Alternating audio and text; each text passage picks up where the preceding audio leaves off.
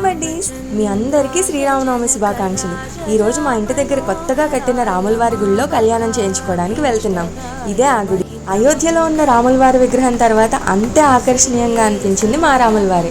ఇక మా కళ్యాణం చూసేయండి. రామచంద్రాయ జనక రాజజా మనోహరాయ మామకాభీష్టదాయ మహిత మంగళం కుంకుమోపేత చందనానుచర్చితాయ హారకటక శోభితాయ భూరి మంగళం